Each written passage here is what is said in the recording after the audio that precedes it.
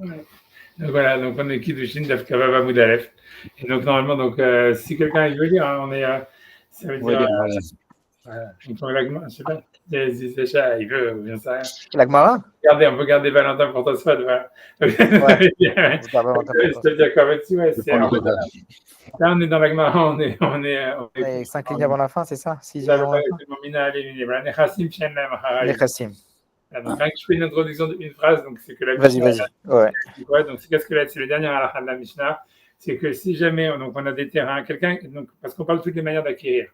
Finalement, la Mishnah elle a conclu en rajoutant un nouveau chidouche d'un kinyan qui s'appelle agav. Ça veut dire qu'on va être comme ça en jargon, ça s'appelle agav. Agav, ça veut dire en même temps que.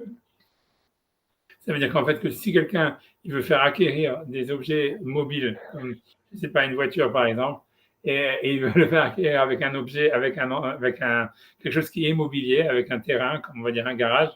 Alors, il peut, en fait, en vendant le garage, il peut vendre la voiture en même temps, sans avoir besoin de faire un kinyan sur la voiture. Comme je vous avais dit, en fait, que c'est comme ça avant qu'on vendait le Hametz. On a le Hametz partout où est-ce qu'il est. Comme le Hametz, c'est un objet, comment dire, non, normalement mobilier, donc normalement, il faut faire Meshicha.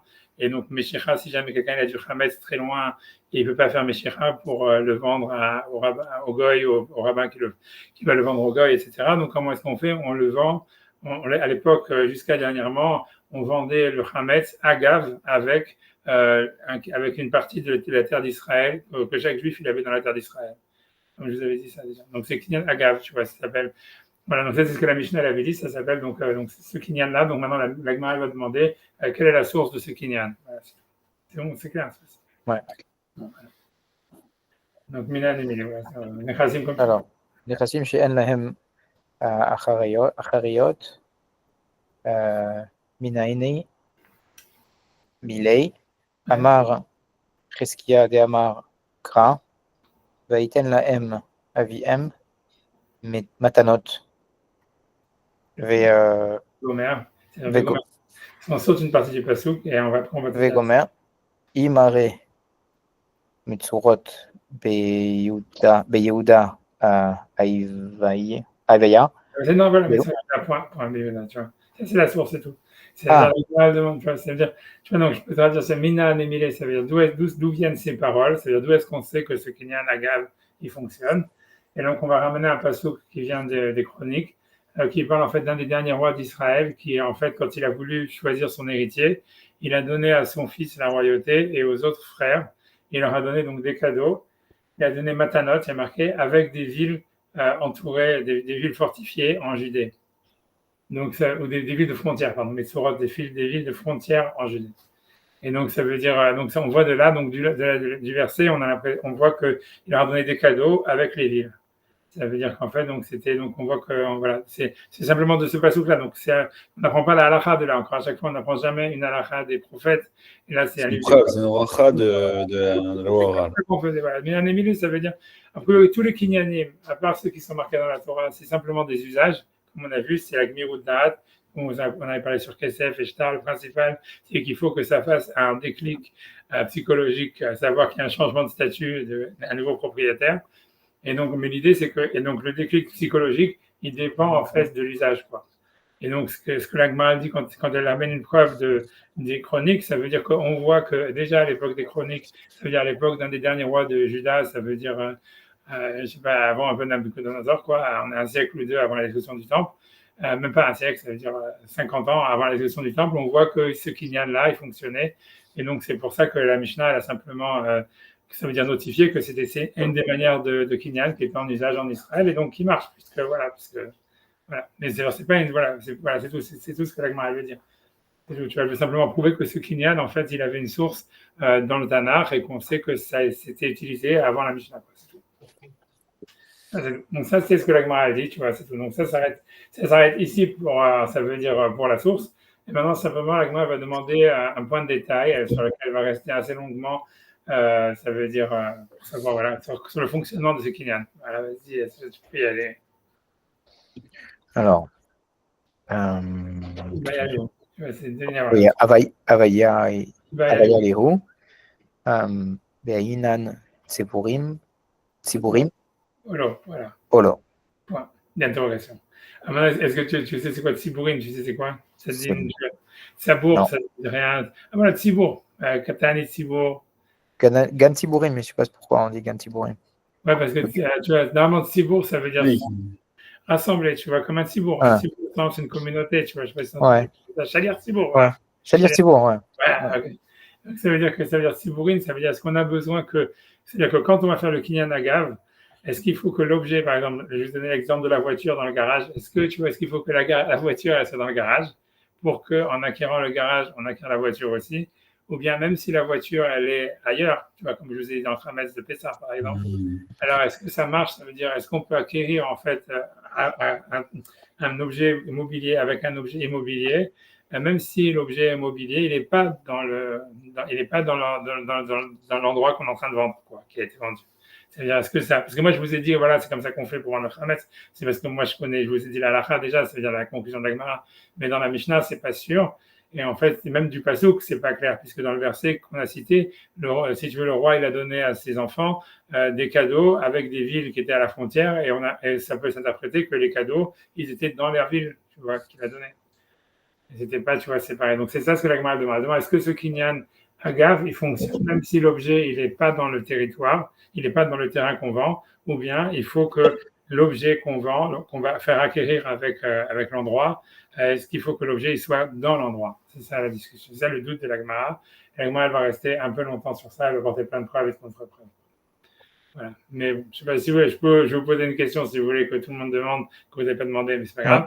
Mais ça veut dire que tout le monde demande, et Tassoit aussi ne demande pas, ni Rachid ne demande pas. Donc c'est déjà, je crois. Mais ça veut dire c'est que la question qu'il demande, c'est de dire que, en fait, pourquoi si jamais en fait il faudrait que l'objet il soit dans le terrain, alors en fait pourquoi est-ce qu'on aurait besoin de ce kinyan agav? Ça devrait kinyan khatser, ça marche, tu vois, kinyan khatser, parce qu'on a une règle que dès que quelqu'un il a un objet, un endroit, il peut acquérir tout ce qu'il y a dans l'endroit qui lui appartient par kinyan khatser. C'est un kinyan qui fonctionne, qu'on a déjà vu, etc. Et donc la question, c'est de dire, c'est si jamais il faut que ça soit, c'est-à-dire bishlama, c'est-à-dire on comprend ça, si, comme ça va être la conclusion, qu'on comprend que agav, le kinyan, agav, c'est ce kinyan dont on parle dans la Mishnah, il marche même si les objets ne sont pas sur le terrain. Donc on comprend l'avantage de ce kinyan et sa différence avec kinyan khatser. Mais si jamais en fait on pense, comme la Gemara voulait dire dans ce côté-là, de dire que kinyan agav, ça fonctionne que si l'objet il est dans le terrain. Donc, tu pourrais dire, voilà, si c'est vrai, alors pourquoi on a besoin de ce kinyan? Tu vends le garage au type, le type après ça par kinyan khatser et il acquiert la voiture qui est dedans. Tu vois.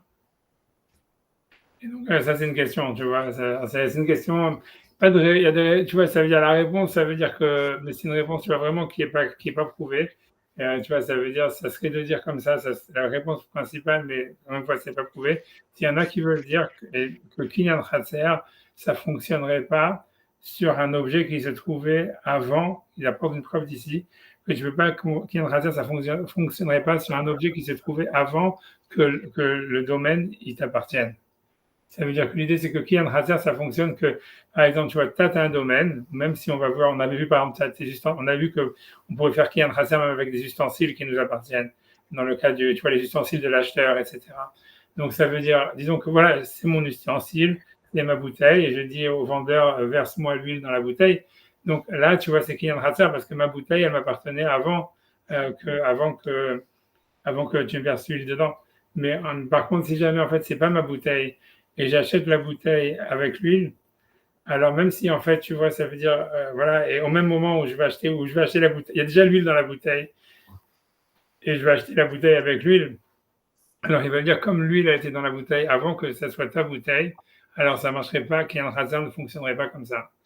Et que ici aussi, ça veut dire que par exemple, dans le cas ici où les objets, le garage, ça veut dire la voiture ou j'en sais rien, elle était dans le garage avant que ça soit ton garage, même si tu acquiers le garage après, tu ne peux pas faire Kinyan Khatser parce que l'objet il était là avant que ça soit dans ton domaine et Kinyan Khatser ça fonctionnerait que si jamais d'abord c'est ton domaine, ensuite quelque chose rentre dedans, mais pas si l'objet il était dedans avant que ce soit ton domaine. Si il y en a qui veulent dire ça, tu vois, c'est ce que je vois les Rishonim me disent, tu vois, c'est pour justifier quoi. Donc c'était une parenthèse, je sais pas pourquoi je vous le dis, c'est comme ça. Ouais, c'est pour endormir. D'une manière, tu vois, instantanée. Tu vois, ouais. Bon, en tout cas, voilà. En tout cas, pour revenir à l'agma, la question de l'agma, c'est de savoir est-ce que ce kinyan agav, c'est-à-dire d'acquérir un objet avec un terrain, est-ce que ça marche uniquement si l'objet il est sur le terrain ou même si l'objet il est loin du terrain. C'est bon. Et donc maintenant, l'agma va apporter une première preuve. Voilà, donc ouais, si il y a encore ta schéma, ça revient. Après, ça pourrait être aussi porté sur la. C'est parce que là, vous faites. En fait. Pardon. Binyan Siburim, ça peut se porter juste sur la question du passo, que c'est pas forcément le. Ouais, En fait, c'est peut-être qu'elle a pose juste est-ce que c'est un bon passo parce que ça se trouve, il portait sur les. Ouais, le pasouk, a priori, tu vois, ça veut dire, a priori, quand je regarde dans les Rishonim, il semblait que tout le monde comprend que oui, les objets étaient dans la ville. Tu vois, ça veut dire bien que, tu vois, enfin, c'est pas très net, tu vois, dans le pasouk, c'est un pasouk des chroniques, tu vois. On a l'impression que c'était, tu vois, c'est plus ce qui est marqué, c'était avec les villes, on a l'impression que c'est des objets qui étaient dans la ville, quoi. Ça veut dire que, je sais pas de quoi il est question là-bas, etc., c'est quoi les matanotes, etc., mais ça veut dire, tout le monde interprète que, tu vois, ça veut dire, a priori, c'était dans les, ça a l'air dans le pasouk, comme tu dis que c'était dans la ville ou avec la ville, c'était. Et c'est pas ça qu'elle pose comme problème, la Gemara. Elle dit bah, elle est compliquée ta preuve parce que nous, on a la tradition orale de dire que c'est l'autre Sibourim et ce truc, il a rendu pas sûr que c'est Sibourim. Tu vois, parce que tu vois que c'est pas la question de l'agma, parce qu'en fait, tu vois que l'agma ne va pas répondre ça, tu vois, c'est-à-dire, l'agma, Après, tu vois, toutes les preuves après, ça va de savoir est-ce que ça marche même, tu vois, ça veut dire.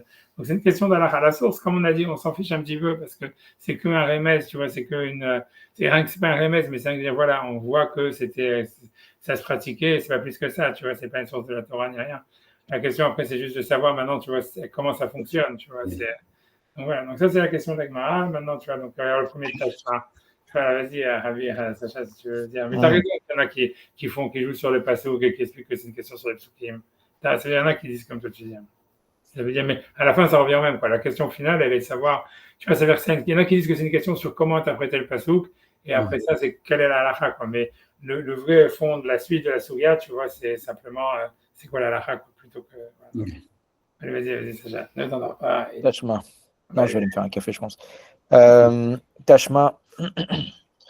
Rabbi Yosef, Amar Rabbi Yosef, Tashma, Rabbi Akiva, Omer, Karka Kol Sheu, Chayefta BPA, ou Vebechorim, ou les Khatouv, ou les Katouv, Aleya, Perus Vol. Ouais, Prosbol, c'est. Je ne sais pas si tu te rappelles, est-ce que c'était que. Non. c'est l'histoire de. Sur les prêts. Voilà, Pour c'est pas ça. que la Shemitah s'applique, c'est ça? On faisait Voilà, c'est ça. un qu'on mettait au Bedin, c'est ça? Ouais, c'est ça, exact. Après, je suis, ouais, bien sûr, je suis quand même obligé de le dire pour Sacha. C'est un Ouais, Prosbol, c'est Rachid, de toutes les façons, il va le dire. Ça veut dire que c'est encore une fois, on l'a vu déjà avant, c'est pour ça, mais ça veut dire, Prosbol, normalement, c'est que quand il y a la Shemitah, tu vois, ça veut dire que normalement, tous les 7 ans, tous les dettes, elles sont annulées. Et donc, en fait, à cause de ça, les gens, ils prêtaient plus d'argent avant la Shemitah. Donc, en fait, les Chachamim, pour que le business fonctionne, ils ont trouvé un loophole. Ça veut dire c'est-à-dire voilà, pour que la dette ne soit pas annulée. Alors, c'est quoi le loophole? C'est de dire, en fait, que le prêteur, il vend sa dette, ou il donne sa dette, ou il vend sa dette. Enfin, il donne sa dette au Beddin. Et avant la Shemitah. Et c'est ça le prosbol. Le prosbol, c'est un contrat qui dit je donne tous mes droits de collecter ma dette au Beddin, comme on vend son Hametz à Pessah, tu vois. Et en fait, ouais, et donc maintenant, le Beddin, comme il y a un passage spécifique qui dit que même si toutes les dettes elles sont annulées pendant la Shemitah, si jamais les dettes qu'on doit au Beddin elles sont pas annulées, donc en fait, ça permet au Beddin de collecter la dette et ensuite, tu vois, de la rendre au prêteur, quoi. C'est ça, c'est comment le prosbol. Donc le prosbol, c'est un contrat, c'est un texte que tu peux trouver, que les gens ils utilisent encore aujourd'hui. Ça veut dire, tu peux trouver sur Internet et tout ça. Ça veut dire que c'est Hillel Azaken qui a fait cette takana. Donc pour annuler. Tu veux dire voilà comment ça se fait qu'ils ont cherché un loophole pour aller contre ce que la Torah elle disait. Et comme je vous dis, donc tu vois le sens a priori, c'est comme je vous dis, c'est comme je dis dans le livre, tu vois que j'ai écrit. Tu vois en fait ça veut dire que c'est parce qu'il y a un changement. A priori, c'est pas moi aussi mon idée à moi, c'est celui qui a écrit le Torah Tmima, j'ai oublié son nom, je crois Epstein. Bref, tu vois, mais ça veut dire grosso modo, l'idée, c'est parce que comme il y a eu un switch entre une société agricole et une économie qui était basée plus sur le commerce, donc en fait, ils ont vu que si tu veux, dans une société agricole, en fait, si tu veux, le fait de prêter avec des intérêts, etc., ou ça veut dire quand quelqu'un ratait une récolte, si jamais en fait, on n'annulait pas les dettes à un moment, donc ça allait créer des inégalités qui allaient jamais pouvoir être réparables. Mais en fait, alors que si tu veux, quand ils ont vu dans le commerce qu'il fallait en fait emprunter pour pouvoir faire fonctionner l'économie. Et donc, alors que la Torah, elle était super, tu vois, en fait, elle essayait de limiter l'endettement. Donc, en fait, ils ont changé, tu vois, pour adapter. C'est à cause de ça qu'ils n'ont pas adapté la Torah, mais ils ont cherché des loopholes, tu vois, ils ont fait ces loopholes-là qui permettent, et le Eteriska qui permet le prêt à intérêt, et aussi le prosbol qui permet, en fait, de ne pas annuler les dettes, tu vois, pendant la Shemitah. Mais bon, voilà, mais bon, ça, c'est, tu vois, okay. c'est une parenthèse. Merci pour le rappel. Voilà, mais c'est ça, prosbol, tu vois. C'est donc ça. Et l'idée, c'est alors, pour expliquer là, quand même ici dans le contexte, c'est que de dire que pour avoir un prosbol, il fallait, c'est un petit peu il fallait que le prêteur, il ait un terrain. On n'écrivait pas un prosbol à quelqu'un qui n'avait pas de terrain. Et pourquoi? Ça veut dire, en tout cas, c'est pas le prêteur qui doit avoir un terrain, pardon, c'est l'emprunteur qui doit avoir un terrain. Il fallait que l'emprunteur ait un terrain. Pourquoi? Alors, Rachid va expliquer pourquoi. Parce qu'en fait, si tu veux, c'est comme on a déjà vu qu'avant, si tu veux, la seule chose qui pouvait être un collatéral sur une dette, c'était des terrains. Donc, en fait, c'était rare que quelqu'un il prête de l'argent à quelqu'un qui n'avait pas de terrain. Parce que ça veut dire qu'il n'y avait aucun collatéral. Donc, en fait, alors on sait que, donc après ça, on a la règle que les sages, ils ne font pas des takanotes sur quelque chose qui n'est pas fréquent. Donc, ça veut dire grosso modo, donc comme c'était pas fréquent que en fait quelqu'un il prête à quelqu'un qui n'avait pas de terrain. Donc quand ils ont fait la takana du prosbol, ils l'ont fait que si jamais en fait l'emprunteur il avait un terrain. Et donc ici la Braïta elle nous dit karka kol sheu. C'est pas la peine qu'il ait un grand terrain, c'est même un terrain minimal, puisqu'en fait c'est rien pour qu'il puisse rentrer dans la takana quoi. Ça veut dire que pour que ça soit pas quelque chose tu vois, a priori, ça, Tosfot, ils vont parler, etc. Tout ça, il y a Tosfot, il y a plein de choses sur ça. Rachel et Tosfot, ils vont expliquer plus en longueur, mais ça veut dire l'idée.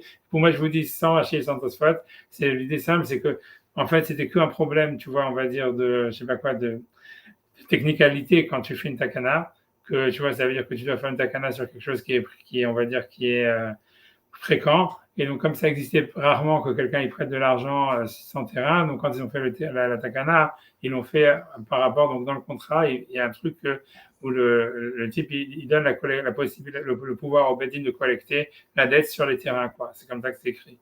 Et donc, en fait, ils l'ont fait sur le cas fréquent, puisque c'était les terrains qui servaient de collatéral d'une manière générale sur les dettes avant. Donc, après ça, tout ce qu'il fallait, c'est que le type, il soit pas, tu vois, hors circuit, tu vois, ça veut dire, s'il n'a pas de terrain, c'était quelque chose qui était complètement improbable que quelqu'un prête. Donc, il sortait du cas, si tu veux, général. Donc, dès que quelqu'un il avait un terrain, même minimal, tu vois, qui valait presque rien, et que ce n'était pas ça le vrai collatéral de la dette, ça suffisait pour qu'en fait, on puisse faire le post-ball. Parce que voilà, il était plus dans un cas exceptionnel. Il était plus, tu vois, il sortait de l'exception, on va dire. C'est ça ce qui était important. Le mot Rachid et Tosfot, ils vont expliquer plus, tu vois, surtout Tosfot. Donc voilà, tu vois, mais voilà, a priori c'est ça, on va expliquer comme ça. Donc en tout cas, voilà, donc pour écrire un prosbol, donc pour l'instant ce que tu as lu, Sacha, que je dis, tu vois, ça veut dire, on te dit Karka, Rabbi Akiva, il dit Karka Kolshiou, ça veut dire un terrain, quelle que soit sa taille. Kolshiou, ça veut dire d'une taille minimale. On va dire comme ça, Kolshiou, c'est quel qu'il soit. C'est d'une taille minimale. Chayevet BPA, il est obligé de faire la PA. Si quelqu'un il a un champ, même si c'est un champ qui fait, je sais pas, 50 cm sur 50 cm, et que donc il doit, et qu'il y a des, je sais pas, il a planté 5 graines de, je sais pas quoi, je sais pas quoi, des pois chiches, j'en sais rien. Il a planté 5 trucs dedans, ou 6 trucs, en fait, tu vois, il doit donner la PA, ça veut dire qu'un coin, il doit le laisser pour les pauvres. Quelle que soit la taille du champ, même si c'est un petit carré de rien du tout. Donc c'est ça, verbe bikurim, c'est la même chose, c'est que si jamais quelqu'un, donc il a un terrain même qui fait 50 cm sur 50 cm, donc là aussi, le premier chose qui pousse, si ça fait partie des espèces qui a bikurim, c'est-à-dire les 7 fruits d'Israël, donc il doit donner bikurim au Kohen, c'est le premier fruit qui pousse, il doit le donner au Kohen. Et ensuite, tu vois, on te dit, l'octobre et la prosbol, et aussi, donc, pour faire le prosbol, c'est-à-dire que si jamais quelqu'un, il veut, donc l'emprunteur, il veut, ça veut dire le prêteur, le prêteur, il veut donner ça veut dire son droit de collecter au Beddin pour annuler la Shemitah. Là aussi, il faut que l'emprunteur, même s'il a un terrain minimal de 50 cm, on va dire, là aussi, ça marche, c'est suffisant. Et donc tout ça, ça ne nous intéresse pas, mais c'est pour la suite de la Mishnah. Donc le dernier cas qui parle du cas de Kinyan Agav. Alors vas-y, Bachavod. ולקנות אמר נכסים שאין להם אחריות. Voilà, ça c'est la fin de la Mishnah. Ça veut dire, ça veut dire les cas, et c'est un terrain quelconque, ça veut dire il est suffisant pour acquérir avec, l'iknot, c'est-à-dire pour acquérir, ima avec elle, nechassim des biens, she'en lahem acharayut, qui ne servent pas de collatéral, c'est-à-dire des biens mobiles. Donc ça veut dire que si quelqu'un veut faire kinyan agav, il faut que le terrain, il doit avoir une taille minimale de 5 cm sur 5 cm, mais il n'y a pas besoin de plus. Tu vois, ça peut être un terrain qui est vraiment, tu vois, kol shehu, ça veut dire de la taille minimale. Et donc maintenant, tu vois la preuve de la Gemara, tu vois, alors si tu veux la suite. Wow. Ouais, donc elle veut dire qu'est-ce que tu peux mettre sur un terrain d'une taille minimale. Ça veut dire si tu as un terrain de 5 cm sur 5 cm, tu ne peux pas mettre une voiture dedans, tu ne peux pas mettre même un panier ou j'en sais rien, ou un téléphone, même ça, tu vois. Donc ça veut dire, donc du fait que la Gemara, la Mishnah, elle te dit que pour faire kinyan agav, le terrain minimal, c'est un terrain kol shehu, ça veut dire de taille minimale, ça prouve que c'est pas obligé que l'objet que tu vas faire acquérir avec, il se trouve sur le terrain. Parce que s'il fallait ça, il faudrait au moins que l'objet, le terrain, il ait une certaine taille pour pouvoir contenir un objet. Or, ici, tu vois, ça veut dire un kol shehu, a priori, ça veut contenir 0 objet. C'est ça la preuve de la Gemara. C'est clair. Tu vois, c'est ce que ça veut dire. Tu vois, donc, c'est c'est un deuxième, c'est VI Amrat, si tu vas me dire. והיא אמרה בעינן ציבורים כלשהו למאי Chazé. למאי חזה. Voilà, pour l'interrogation exclamative, tu vois. La tradition, c'est I Amrat, tu veux dire? Ah, vas-y. C'est VI Amrat, si tu vas me dire Bainan, on a besoin de Tsiburin, ça veut dire que les objets soient sur le terrain qu'on va vendre. Le kol shehu lemay chazé. Le kol shehu lemay chazé, c'est à quoi c'est apte. Chazé, c'est apte. Ça veut dire qu'est-ce que tu pourrais mettre sur un kol shehu? Tu peux mettre aucun objet. Donc du fait que la Mishnah te dit clairement que kol shehu ça marche, c'est une preuve que en fait c'est pas la peine que les objets soient sur le terrain quand on fait kinyan agav. C'est bon? Et bon, la Gemara va répondre à ça. Elle va dire tirgema, ça veut dire tirguma, ça veut dire il a voulu l'interpréter, ça veut dire donner une réponse à ça. Et targem, ça veut dire traduire, mais si ça veut dire le Rav, il veut dire Rav Shmuel Bar Bisna, il veut dire on peut interpréter la Mishnah pour répondre à la Mishnah malgré tout que tu as alors tirgema Rav Shmuel Bar Bisna, Kameda Rav Yosef, tu veux dire כגון שנעץ מחט. C'est-à-dire qu'il a planté dedans une aiguille. Donc, ça veut dire, il dit, oui, un kol shehu, ça peut servir à vendre une aiguille. Si jamais quelqu'un, tu vois, il veut vendre une aiguille, il peut dire, là, il dit, voilà, il y a le terrain avec un kol shehu, ça veut dire qu'il fait simplement 2 cm sur 2 cm, et en fait, avec le terrain, il peut lui vendre une aiguille. Donc, c'est pas une preuve. Il veut dire, voilà, tu peux trouver un objet qui peut entrer dans un kol shehu. C'est quoi? C'est une aiguille. Alors, sur ça, Rav Yosef, tu vois, il va pas être content. Ça veut dire, donc, Rav Yosef, il va dire que c'est une interprétation bizarre. Tu vois, le mot qui est après, je pense que c'est un mot que je pense pas qu'on le trouve nulle part ailleurs dans le Talmud. Tu vois, c'est Amalé Rav Yosef Kabastan. Donc, en fait, tu vois, Rachid va dire Kabastan. Ça veut dire, tu me dégoûtes, en fait. Traduction, en fait. La vraie traduction, ça veut dire que, grosso modo, c'est tu dis des âneries et tu vois, Kabastan, tu vois, Rachid dit si Artani, tu me fais souffrir. Mais en fait, quand tu regardes les commentateurs, tu vois, ils disent que l'origine du mot, ça voudrait dire les cabesses, ça serait quelque chose de dégoûtant. Ça veut dire, en fait, tu me répugnes. En fait, mais Rachid n'a pas voulu traduire ça. Ça veut dire, c'est complètement idiot de dire que, tu vois, ça veut dire, il va expliquer, c'est plus, il dit Irpal Tana, ça veut dire le Tana, je m'excuse de dire après, je te laisse dire. Allez-y. Irpal Tana, ça veut dire Irpal. Est-ce que le Tana, l'auteur de la Mishnah, Irpal, ça veut dire qu'il aurait recopié, ça veut dire qu'il a marqué tous ces cas-là où il parle de crossball, etc. Ok, tu peux dire, mais est-ce que le Tana, il a eu besoin de recopier, ça veut dire de doubler la Mishnah, de marquer dans la Mishnah qu'on pouvait acquérir un terrain avec un terrain qui décolle chez vous, à la Shmoinan Machat, pour nous apprendre qu'on pouvait acquérir une épingle avec ce terrain. Ça veut dire, tu vois, ça veut dire que c'est pas ce que le Tana il a voulu dire, que c'est ça, avec un kakakol chez vous, tu peux acquérir quoi? Tu peux acquérir une épingle.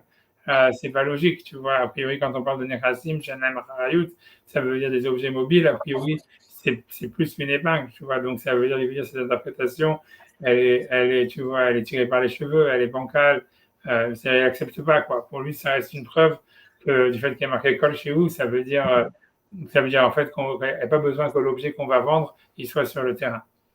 Et tu vois, après ça, à la suite, moi, j'en profite pour continuer. J'ai le café. Donc, Amar Ravashi, ok, je suis content.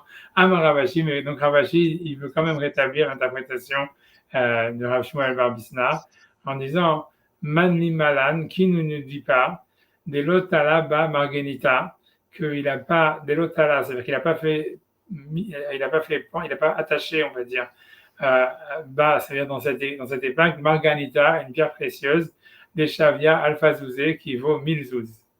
Ça veut dire que lui, Ravashi, il dit, c'est pas un problème, ça veut dire quoi? Tu me dis que le Tana, il a besoin de nous dire comment est-ce que tu vas acquérir une épingle. Ouais, mais peut-être tu vas dans ça veut dire, c'est pas parce que quelque chose, il peut être très petit, il peut avoir une taille presque minimale, quoi, comme un diamant, tu vois, c'est ce que ça veut dire. Et donc, en fait, par exemple, quelqu'un qui voudrait faire acquérir un diamant, en fait, voilà, on dit qu'à colle chez vous, et quelqu'un qui voudrait vendre un diamant par un Kinyan Agav, je ne sais pas pourquoi il voudrait spécialement le vendre par Kinyan Agav, mais ça veut dire voilà, que le Kinyan, l'objet n'est pas devant lui, et donc il veut vendre un diamant, donc veut dire voilà, il peut le vendre par un Karka Kol chez vous, mais malgré tout, c'est possible que ce Karka Kol chez vous, il faut que le diamant il soit sur ce Karka Kol chez vous. Mais si le diamant il n'est pas sur le, c'est pour ça que c'est de ça que c'est ça ce que la Mishnah elle parle. Et en fait, tu n'as pas une preuve irréfutable comme quoi les objets ils doivent être sur le terrain au moment où on les vend. C'est possible. Non, tu n'as pas une preuve irréfutable que c'est pas la peine que les objets soient sur le terrain au moment où on les vend du fait qu'il y a un col chez vous, parce que le col chez vous peut parler d'un diamant, par exemple. Et voilà, et l'auteur de la Mishnah va dire voilà, si jamais quelqu'un il veut vendre un diamant, il n'a pas le diamant en face de lui, donc il ne peut pas faire Meshicha. Donc il dit voilà, je te vends ce diamant avec un karka kol chez vous que j'ai, je ne sais pas où, je sais pas, en Israël ou en Olulu, et il fait un shtar sur le terrain, et voilà. Et ce karka, c'est kol chez vous, c'est 1 centimètre sur 1 centimètre. Et voilà. Et donc ça veut dire que tu n'as pas de preuve que c'est pas obligé que l'objet ne soit pas sur le terrain. C'est clair, ça c'est ça la conclusion pour cette preuve-là. L'Agmara va venir sur plein de preuves sur cette question. Cette souga de Sibourine, elle va être longue dans l'Agmara. Mais aujourd'hui, on va s'arrêter à la première preuve parce qu'il y a plein de rachis et surtout plein de tosfot sur ça déjà. Et donc, ça veut dire, donc voilà. Donc, je répète avant de recommencer devant ces rachis et tosfot, ça veut dire la question de l'Agmara ici. Donc, pour l'instant, ce qu'on a vu, c'est quoi? Et dans la Mishnah, il y a marqué qu'on pouvait vendre des objets mobiliers, des objets voilà, qui bougent, avec un terrain. En vendant le terrain, on peut vendre des objets mobiliers avec. Ça, on l'apprenait d'un passouk dans Divrei Hayamim qui parle d'un roi qui a donné des cadeaux à ses enfants en leur donnant des villes. L'Agmara demande, mais est-ce que quand on fait ce kinyan-là, est-ce qu'il faut que les objets soient sur le terrain ou bien, même s'ils ne sont pas sur le terrain, ça marche? Et au début, donc, l'Agmara, elle a voulu apporter une preuve du fait qu'il est marqué dans une Mishnah qu'on peut faire kinyan agav, même si le terrain il a une taille minimale, de kol chez vous. Kol chez vous, a priori, ça veut dire presque rien, minimal. Donc, donc du fait que ça marche avec un terrain kol chez vous, l'Agmara voulait prouver qu'on n'a pas besoin que l'objet soit sur le terrain parce qu'un terrain kol chez vous, il peut rien contenir. Et l'Agmara a répondu non, peut-être ça parle qu'il y a un diamant. Et on va dire comme ça pour sauter les étapes de l'épingle. Ça veut dire qu'il y a un diamant ou une épingle avec un diamant et donc c'est là où le kinyan de karka kol chez vous il fonctionnerait. Et donc il n'y a pas de preuve. C'est là où est-ce qu'on en est. C'est bon, c'est clair? Alors, Rashi? Rashi, d'accord. On est au Rashi, ok, oui, c'est Rashi. C'est Beiten Lahem. Ouais, Beiten Lahem, je pense que c'est le premier Rashi. Ouais. C'est 2, 4, 5 lignes avant la fin de la page. Le début de la ligne. Beiten Lahem. Je vais y aller? Alors, Rashi, c'est le domaine de Valentin. Ok, mais tout le monde en sauf moi. Regarde, je l'ai dit, je laisse Valentin pour tout ça, tu vois. Beiten Lahem, donc, Vivne Yehoshaphat. Yehoshaphat, c'est un des derniers rois de Juda. Vivne Yehoshaphat, c'est à l'époque de Yehoshaphat, Kétiv, qui a donné ça à ses enfants. C'est fait d'Ikra, et à la fin du verset, il y a marqué, il va ramener ses cadeaux, Im Are Metsurot Vihuda, avec des îles de frontières en Juda. Donc, du fait que Rashi a besoin de le ramener, ça veut dire qu'il n'avait pas ça dans sa Gemara, mais chez nous, c'est ramené dans la Gemara elle-même, tu vois. Donc, Bref, c'est d'où il donne le contexte historique, quoi. C'était un roi qui a donné ça à ses enfants, c'est tout. Ensuite, voilà, donc voilà, j'avance. Tziburin Bo. Donc Rachid vient expliquer c'est quoi Tziburin. Ça veut dire quel est le côté de la Gemara qui veut dire qu'il faut que les objets soient contenus dans le terrain qu'on vend. Chez You, Otam Metaltelin, c'est-à-dire qu'il faut que ces objets mobiles qu'on vend, chez You Munachim, il faut qu'ils soient Munachim, qu'ils soient Munach, ça veut dire posés, Voto Karka, sur ce terrain qu'on est en train de vendre, sinon on va faire Kinyanaga. C'est tout, 2 secondes, je sais pas, où Bévidou, il regarde Sina. Ok. Donc maintenant, on va entrer dans un truc, dans une introduction. C'est-à-dire que donc là, maintenant, Rachid est en train d'expliquer la Mishnah. Donc dans la Mishnah, c'est une Mishnah dans PA, où Rabbi Akiva, donc de quoi il parle? De quoi est-ce qu'on reprend le listing?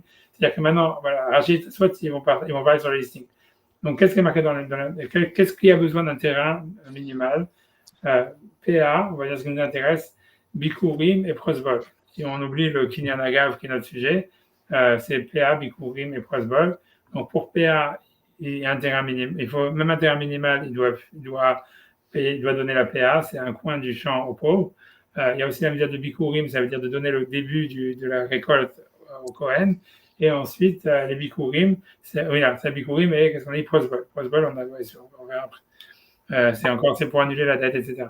C'est pas annuler la dette, c'est pour annuler la Shemitah, quoi. Bref, mais en tous les cas, l'idée, c'est comme ça, ok.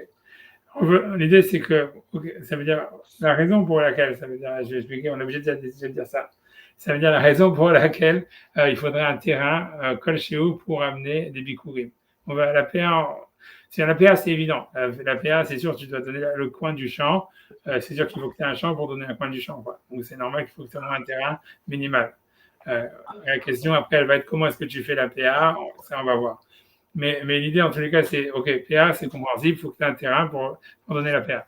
Alors, dans Bikurim, c'est que tu amènes les prémices de ta récolte. Donc, pour expliquer, par exemple, je donne des halakhot, par exemple, si jamais, par exemple, quelqu'un, il avait un terrain qui lui appartenait, donc il a eu une récolte, etc., et qu'il amène les premiers fruits. Donc, les premiers fruits, on les amenait, le temps des Bikurim, c'est à partir de Shavuot jusqu'à Sukkot, normalement. C'est là où on récolte les fruits des arbres. Enfin, c'est les 7 fruits d'Eretz Israël, mis de la Torah.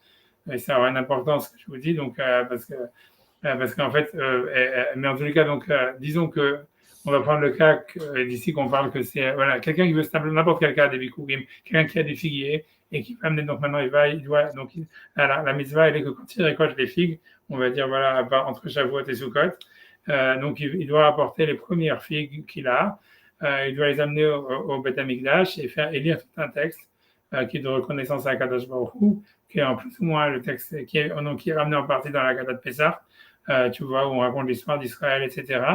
Et voilà, il donne ces fruits-là au Kohen. Et c'est tout. Ça, c'est la misère du Bikurim. En général, tu dois amener aussi un korban avec, toute une histoire, quoi.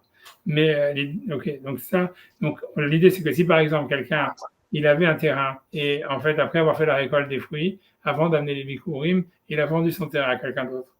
Il ne peut plus amener les Bikurim. En tout cas, il ne peut plus lire le texte des Bikurim parce que justement, dans le texte, c'est marqué bénis la terre que tu nous as donnée. Et t'arrêtes sa chaîne à Tatalano. Tu vois, Shkifa Memoran Koshera ou Varech Ta'aretz Shana Tatalano. Ça veut dire, on peut regarder le verset, tu vois, mais je me dis, pour l'instant, tu vois, quand on va faire Tosfot, on va peut-être regarder plus, mais en tous les cas, ça veut dire, pour l'instant, pour Rachid, je le garde comme ça. Ça veut dire, en fait, Rachid ramène le verset lui-même aussi. Ça veut dire que mais ça, si tu veux, c'est marqué dans la Mishnah, etc., c'est comme il doit dire, ça veut dire que quelqu'un, il doit posséder un champ, en tout cas la terre, pour pouvoir dire cette phrase et pour pouvoir faire la mitzvah en tous les cas, de dire la paracha des Bikurim. Donc, si jamais quelqu'un, par exemple, il a vendu son terrain avant d'amener les Bikurim, il ne peut plus dire cette phrase parce qu'il n'a pas de possession dans la terre d'Israël, donc il n'est pas tour de Bikurim. Donc, c'est pour ça que la Mishnah nous dit ici, Karka Kol chez vous, que pour être hayav dans Bikurim, c'est pas le nombre de fruits que tu as fait ta récolte. Si par exemple quelqu'un il est employé ou même il loue un champ de quelqu'un d'autre et il dit voilà, je fais moi la récolte et je prends 60% de la récolte et je donne au propriétaire 40% ou peu importe. Là aussi, le propriétaire, lui, il peut amener les Bikurim, même s'il a reçu moins que la moitié de la récolte. Mais en tous les cas, l'employé qui lui a reçu la majorité de la récolte, lui, il ne peut pas amener les bikurim parce qu'il ne veut pas dire c'est la terre que tu m'as donnée. Donc c'est pour ça que la Mishnah nous dit karka kol chez vous, il faut un terrain. En tous les cas, il faut que le type qui amène les bikurim, même, il faut qu'il ait un terrain minimal. On va voir qu'est-ce que tu peux. La vraie question, ça va être qu'est-ce que tu peux faire pousser avec un terrain minimal. Ça va être Tosfot qui va en parler. Parce que tu vois, parce qu'a priori, c'est pas qu'il faut avoir un terrain à Stam, tu vois, je sais pas, j'ai un appartement à Tel Aviv, alors je peux amener des fruits. Tu vois, non, il faut que ce soit le terrain qui a fait grandir tes fruits. Tu vois. Donc on verra qu'est-ce que ça veut dire, tu vois, comment ça marche. Mais ça, c'est Tosfot. Dans tous les cas, ici, Rachid dans un autre problème. C'est quoi le problème? C'est qu'il y a une autre mitzvah qui ressemble à ça. Ça s'appelle la mitzvah de Vidouï Maaser. Alors, c'est quoi la mitzvah de Vidouï Maaser? C'est que, tu vois, donc, la mitzvah des Bikurim, donc, c'était le jour où on voulait, encore une fois, au niveau, pour situer ça dans la période de l'année, à partir de Shavuot jusqu'à Sukkot. C'est pour ça que Shavuot s'appelait Chag HaBikurim. Parce qu'en fait, c'était là où on pouvait commencer à amener les Bikurim. Où on amenait les premiers fruits au Beth Amikdash. C'était une grande simcha, etc. Si vous regardez les Mishnayot, etc. Mais peu importe. Mais maintenant, il y a une autre mitzvah qui avait lieu le dernier jour de Pessah. Alors, c'est quoi cette mitzvah-là? Ça s'appelle Vidouï Maaser. Alors, donc, je vais essayer de dire clairement, de ne pas m'embrouiller. Ça veut dire, en fait, dans la Torah, tu vas voir, il y a un texte où un juif, il doit dire, il doit aller au Beth Amikdash. Pardon, il n'a pas besoin d'aller au Beth Amikdash pour ça. Il n'a pas besoin d'aller au Beth Amikdash. Mais il doit dire cette phrase, il doit dire un texte. Qu'aujourd'hui, la mitzvah existe encore toujours. Très peu de gens le font, mais c'est une mitzvah de la Torah de dire. Et en fait, tu vois, ça veut dire, mais bon, il y a simplement une seule condition. À mon époque, tout le monde le faisait, et puis petit à petit, les gens, ils ont arrêté de le faire. En tous les cas, en route, ça l'arrête. J'imagine qu'en reste, les gens, ils continuent à le faire. Alors, c'est quoi cette mitzvah de Vidouï Maaser? Tu vois, donc, c'est un texte à dire qui est en fait le dernier jour de Pessah, mais pas toutes les années, une fois tous les 3 ans. Ça veut dire que, comme on a vu, ça veut dire que dans la Shemitah, il y avait, donc, chaque année, il fallait donner le Maaser et la Trouma. Ça, c'était donné toutes les années. Par contre, dans le Maaser Sheni, il y avait un deuxième Maaser, qu'en fait, la première année et la deuxième année après la Shemitah, c'était un Maaser où c'était des vacances obligatoires. Tu vois, ça veut dire on t'obligeait à faire des vacances familiales à Jérusalem. Et donc, tu devais prendre 10% de ta récolte que tu ne pouvais pas consommer là où tu étais dans ton champ, ni rien du tout. Tu devais soit ça veut dire les vendre et prendre la valeur, ça veut dire amener la valeur de ces 10% à Jérusalem pour les manger avec ta famille et tes amis pour faire des vacances à Jérusalem, soit tu peux amener tes fruits eux-mêmes et les amener manger à Jérusalem avec ta famille. Et c'était pour obliger les gens à prendre des vacances, et c'était pas l'idée, c'était surtout de prendre des vacances à Jérusalem. Ça veut dire que, tu vois, parce que c'était un endroit kadosh, et justement, au lieu d'aller à Disney World et tout ça, etc., tu voyais le Beth Amikdash, et tu amenais ça, puisqu'il y avait une partie, tous les animaux en général, on les amenait comme korban à Hachem. Ça veut dire au moins le sang, il était aspergé, donc même si ils étaient mangés par la famille, tu vois, il y avait une partie qui était amenée au temple. Donc, c'était pour obliger les Juifs à en fait, amener toute leur famille et dans une ambiance, si tu veux, festive, parce que tu allais claquer 10% de ton bénéfice de l'année nécessairement, quoi. T'avais pas le droit de sortir t'avais pas le droit de sortir avec du cash, quoi. Ça veut dire que t'étais obligé de claquer les 10%. Et tu pouvais le prendre qu'avec ta famille, a priori, et tes amis aussi, tu pouvais inviter les gens là-bas et donner aux pauvres qui étaient là-bas. Mais grosso modo, c'est pour obliger les gens à passer du temps en famille à Jérusalem, à part le fait que d'aller au fête de pèlerinage. Ça veut dire, tu vas dans la fête de pèlerinage, si tu n'as pas d'argent à dépenser, ok, tu fais ton campagne de Pessah, le lendemain, tu es rentré chez toi, tu vois. Donc, ton expérience du Beth Amikdash, elle est zéro, quoi. Par contre, que si on te dit, voilà, mais quand tu vas à Pessah, à Jérusalem, tu es obligé de claquer 10% de l'argent que tu t'es fait pendant l'année, alors, si tu veux, ton expérience, tu vas rester au moins une semaine ou 10 jours, et donc tu vas profiter de l'ambiance du Beth Amikdash et de tout le monde qui vient au fait de pèlerinage, etc. C'était ça l'idée de la mitzvah de Maaser Sheni. Mais donc, ce Maaser Sheni, en tous les cas, il était donné la première année et la deuxième année. Mais la troisième année, c'était tous les 3 ans. La troisième année, il n'y avait pas de Maaser Sheni, pas de vacances, et il fallait donner les 10% aux pauvres. C'est Maaser Ani, ça se transformait en Maaser Ani. Donc, c'est comme ça le cycle. Ça veut dire, dans la Shemitah, ça veut dire encore une fois, la Trouma, les Maaser, c'est donné tous les ans. Le Trouma au Kohen, le Maaser au Lévi. Le Maaser Sheni qu'on devait manger à Jérusalem avec sa famille, c'était la première année et la deuxième année. Et la troisième année, on donnait le Maaser Ani. Ça veut dire, au lieu de prendre des vacances, on donnait aux pauvres. Et c'était ainsi comme ça. Même chose, deuxième cycle de 3 ans avant la Shemitah. Ça veut dire, la quatrième année, la cinquième année, ça veut dire tu faisais Maaser Sheni, tu avais les vacances forcées à Jérusalem avec ta famille, et la 6e année, tu donnais aux pauvres. Et donc, l'histoire, c'est que le Pessah suivant, ça veut dire, pour expliquer l'histoire, hein, donc le Pessah qui est suivi l'année où on avait donné le Maaser aux pauvres, ça veut dire, imaginons, tu vois, ça veut dire ça veut dire le Pessah de la 4e année, par exemple, ou le Pessah même, en fait, de la Shemitah. Tu vois, ça veut dire l'année, il y avait un texte à dire, que la Torah a dit de dire, comme quoi tu étais reconnaissant à Hachem et tu disais en tous les cas à Hachem que tu avais fait cette mitzvah de donner tous les maaser et tous les prélèvements que tu devais donner. Et c'est nous de la Torah jusqu'à aujourd'hui, c'est pas lié avec le Beth Amikdash, etc., etc. Et ça veut dire, et donc c'est pour ça que comme avant, ça veut dire, avant, je vais expliquer pourquoi, moi je sais rien, je dis quand même, c'est pas grave, mais ça veut dire qu'avant, en route à l'arrêt, si tu veux, les gens, ça veut dire, parce que le problème, pour faire cette mitzvah, il faut quand même avoir eu l'obligation de donner du maaser. On ne parle pas du maaser d'argent, du maaser, mais du maaser, tu vois, ça veut dire du maaser, quoi, du maaser d'une récolte qui vient d'Israël. Et donc, avant, si tu veux, quand il y avait les fruits, ça veut dire avant, les fruits qui venaient d'Israël, quand ils étaient vendus en route à Haaretz, la rabbanout, elle ne prenait pas les mascottes et tout ça, parce que ça leur faisait perdre du bénéfice. Donc, en fait, tout celui qui a acheté des fruits d'Israël, etc., il fallait qu'il fasse tout le truc, tu vois. Et tu vois, ça veut dire, faire des prélèvements, comme c'était marqué dans les Sidurim, et mettre ça sur une pièce. Et après ça, quand tu arrivais à la fin de la 3e année, si tu veux, donc à la veille de Pessah, il fallait détruire la pièce. Et c'était toute une histoire, tu vois, comment faire ça. C'est-à-dire, il fallait au moins effacer le truc que j'ai écrit sur la pièce. Et après, tu vois, tu disais le texte et tu avais fait la mitzvah le dernier jour de Pessah de la 4e année et de la 7e année, tu le disais. Maintenant, les gens, ils ont arrêté de faire ça parce que je pense que maintenant, la rabbanout, elle a vu que pour les chiffres qui étaient en route à l'arrêt, c'était c'était une catastrophe. Donc, ils prennent le maaser et tout ça, même des choses qu'ils vendent à l'exportation. Et donc, c'est pour ça que ça a disparu. Mais en tout cas, si on est Israël, quelqu'un, tu vois, ça veut dire la mitzvah, elle existe jusqu'à aujourd'hui, quoi. Et donc, si jamais quelqu'un, en fait, il est en Eretz Israël et il va manger des fruits d'Eretz Israël et il sait qu'il peut le maaser, la trouma, etc., ce qui est rare, parce que je pense que normalement, la rabbanout, elle le fait de manière automatique. Et donc, en fait, tu vois, donc il pourra faire toute cette mitzvah-là. Il faut garder ses pièces jusqu'à la 4e année pour pouvoir faire tout le texte. Et tout ça, c'était un casse-tête chinois. Et tu vois, mais c'est pour dire que la mitzvah, elle existe. Ok, tout ça pourquoi? Je ne sais pas pourquoi raconter cette histoire-là. C'est qu'en fait, c'est ce que Rashi parle ici. Et Tosfot aussi, il va en parler. C'est que l'idée, c'est que dans ce texte-là, qui s'appelle le texte du Vidui Maaser, il y a marqué aussi bénis la terre que tu nous as donnée, Hachem.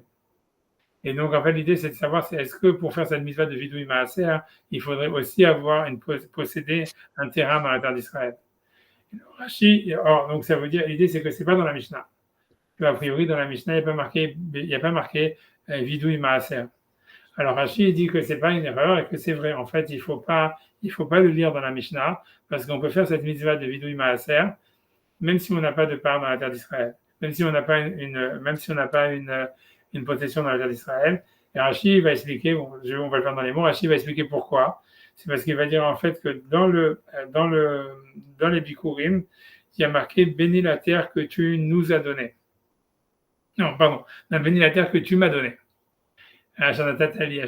Donc, ça veut dire que tu m'as donné, ça veut dire en fait, c'est à ta possession à toi. Et donc, c'est pour ça qu'il faut que quelqu'un qui n'a pas une possession dans la terre d'Israël, dans un terrain, en tout cas dans le champ où les fruits ont grandi, il ne peut pas faire la mitzvah de Bikurim, ou de dire le texte en tous les cas. Par contre, dans le Vidui Maaser, le texte qui est marqué, c'est bénis la terre que tu nous as donnée, au pluriel.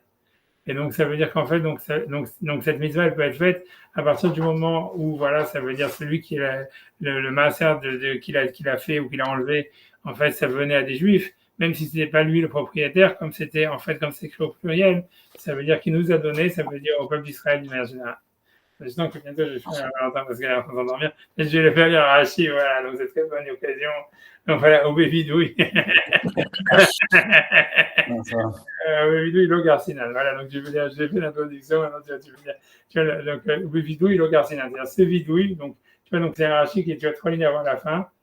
Le 3e mot est marqué au Bévidouille, l'Ogarsinan. L'Ogarsinan.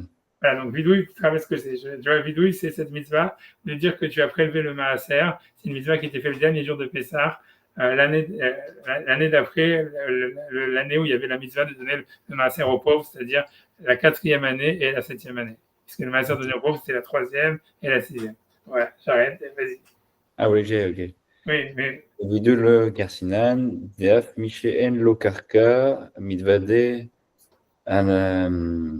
Amasrot, Veyachol Lomar, Varech, Et Amecha, Et Israël, Veet, Adama, Asher, Natata, Lanu, Velo, Milibikurim, ok, ça ressemble pas au Bikurim, des Baïl Memar, parce qu'il y a besoin de dire Amar, Natata, Li. Asher Natatali. Asher Natatali. Il dit, ouais, okay, que ça, la raison pour laquelle on n'a pas cité le vidéo, c'est parce que Tramon Bikurim, c'est Natata Lanu, et donc c'est au pluriel. Donc, on n'a pas besoin pour être. Voilà. Donc, c'est pas la peine que toi, tu possèdes un terrain.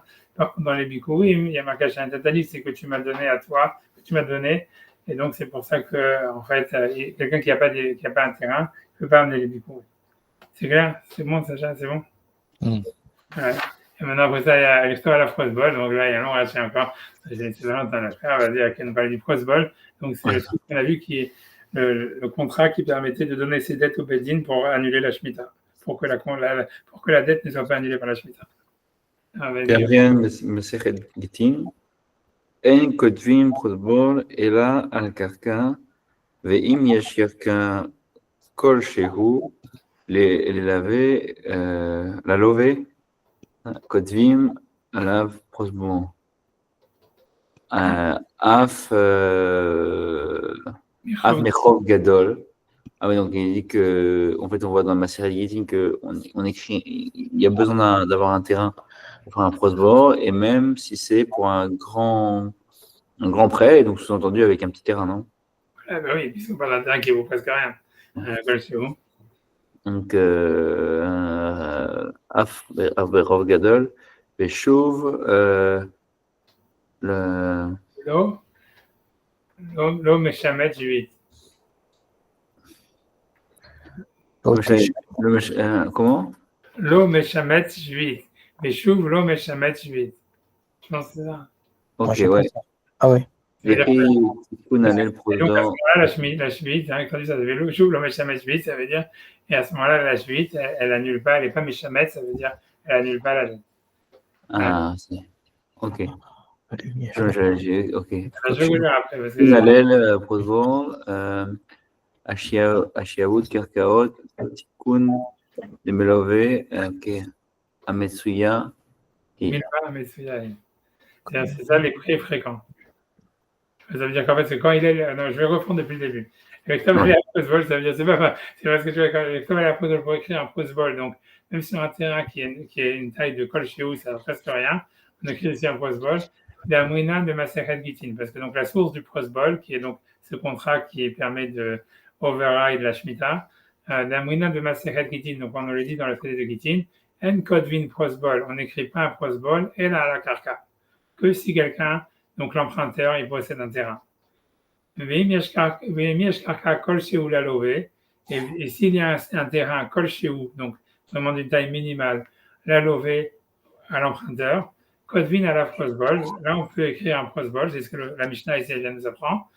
Af Mechov Gadol, même si jamais en fait la dette dont il est question, c'est une grande dette. Ça veut dire, si l'emprunteur il a un terrain qui vaut $5, il a voilà 2 mètres d'Israël, on peut créer un prosbol dessus pour que l'emprunteur, même si la dette que l'emprunteur il veut override la Shemitah, c'est $25 millions ou un truc comme ça. Ça veut dire, même si pour $25 millions, on peut faire un prosbol dès que l'emprunteur il a un terrain, même Kol Shehu, qui vaut $5. Pourquoi Veshuv lo Meshamet 8, et la suite, elle ne va pas annuler la dette. Donc maintenant, il va expliquer pourquoi à quoi ça sert, pourquoi est-ce qu'il faudrait un terrain, et pourquoi même un terrain minimal, il suffit. Alors, il va expliquer, c'est ça ce que Rachid explique dans la dernière phrase. Il dit Hitakun Hillel, parce que quand Hillel, donc on a vu c'est Hillel Azaken, donc qui était c'est pas le Hillel qu'on connaît de Beth Hillel et Beth Shammai, c'est avant, tu vois. Ça veut dire, donc c'est que Hillel Azaken, ça veut dire, lui, c'est lui qui a fait cette takana. Je ne sais pas s'il est avant ou après, même. C'est Hillel Azaken, je pense qu'il est avant Hillel de Beth Hillel et Beth Shammai. Donc, quand Hillel Azaken, il a fait ses décrets Je pense que c'est pas le même Hillel de Beth Hillel. Je suis pas sûr que c'est pas le même. Mais Hillel Zaken, sinon, parce que Hillel du calendrier, c'est Hillel de après Rabban Gamliel. ouais, c'est ça. Donc je sais, honnêtement, j'ai pas envie de je sais Hillel pas. Zaken, ça doit être. Ouais. Alors, en tout cas, Hillel, peu importe. Du temps. Ouais, je sais pas. Ouais, t'as raison, c'est ça. Donc, je ne pense pas que c'est le même Hillel, c'est pour ça. En tout cas, bref. En tout cas, Hillel Azaken, c'est celui, en tout cas, c'est clair que c'est lui qui a fait la takana du Prosbol, peu importe quand. En tous les cas, lui, quand il a fait cette takana, décrit Takun Hillel, quand Hillel a fait ce Prosbol, Ashiabut Karkaot Takun. Ça veut dire, il a fait quand, sur un shiabut, sur une, comment on va appeler ça, un endettement, une responsabilité, Karkaot, qui était sur des terrains, Takun. C'est sur ça qu'il a fait le décret. Ça veut dire la takana, je sais pas, ou l'arrangement, le décret qui permettait de faire ce prosbol, qui permettait de override la Shemitah. Pourquoi? Rashi explique ici pourquoi, simplement sur un terrain, des milva à Metsuyahi, parce que c'était ça les prêts qui étaient fréquents. Comme je vous ai dit, à l'époque, on ne prêtait pas de terrain, on ne prêtait pas d'argent si quelqu'un ne mettait pas un terrain en collatéral. En tous les cas, si c'était vraiment une dette importante. Et donc, Rachamim, il n'a pas voulu faire un décret, tu vois, pour quelqu'un qui doit une canette de Coca-Cola ou j'en sais rien, tu vois. Ça veut dire, donc, il voulait au moins pour que ça soit, parce que sinon, c'était, tu vois, si tu veux, ils allaient déborder le bedin avec tous les, si tu veux, avec tous les contrats de $5 ou de $10 qu'il y avait. Donc, c'est pour ça qu'il a dit, OK, non, il faut au moins que, il y a un terrain, que l'emprunteur, il a un terrain pour qu'on fasse un cross-ball. Et comme ça permettait, donc, à l'époque, parce qu'à l'époque de Hillel, la plupart des terrains, on ne faisait pas de prêts sérieux, on va dire, parce qu'il n'y avait pas un terrain en collatéral. Donc après ça, comme l'idée, c'est que malgré tout, donc, a priori, selon Rachid, l'idée, elle est simple, c'est de dire que, OK, c'était comme ça que la takana a été faite. Donc à partir du moment où quelqu'un a mis un terrain qui vaut $5, ça suffit pour que, en fait, il est inclus dans la takana. Et c'est pour ça que Karka Kolshehu, ça suffit pour écrire un prosbol, même si la dette, elle est $5 millions ou $25 millions, puisque c'est une technicalité halachique. C'est une technicalité qu'il l'a mis. Et une fois que tu rentres, tu vois, dans la loi, que tu rentres dans la technicalité, tu vois, c'est comme de la bureaucratie, quoi. Tu vois, si tu coches la case, ben voilà, j'ai un terrain, oui, j'ai un terrain.